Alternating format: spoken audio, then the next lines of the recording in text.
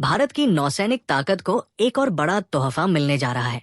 Indian navy ने हाल ही में 26 Rafale M लड़ाकू विमानों की खरीद को मंजूरी दी है।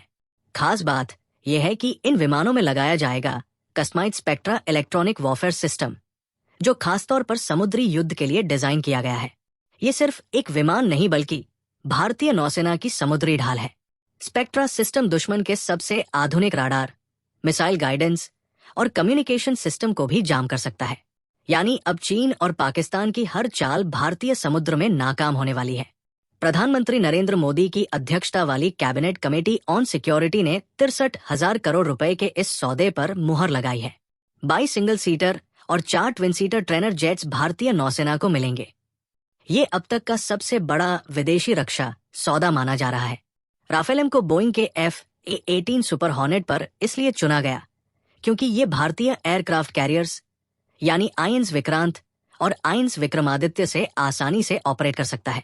स्पेक्ट्रा सिस्टम की असली ताकत यही है कि ये दुश्मन के राडार और मिसाइल गाइडेंस को जाम कर सकता है, लंबी दूरी तक खतरों की पहचान और उनका सटीक लोकेशन ट्रैक कर सकता है।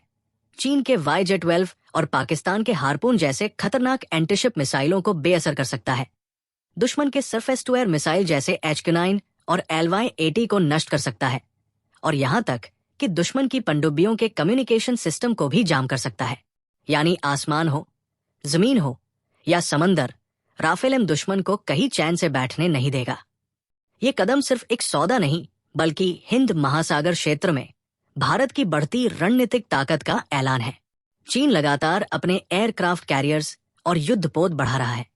पाकिस्तान भी अपनी नौसैनिक क्षमता को बढ़ाने में जुटा है। लेकिन अब भारतीय नौसेना के पास है राफेल एम का घातक स्पेक्ट्रा सिस्टम, जो हर खतरे को पहले पहचान कर ध्वस्त कर देगा।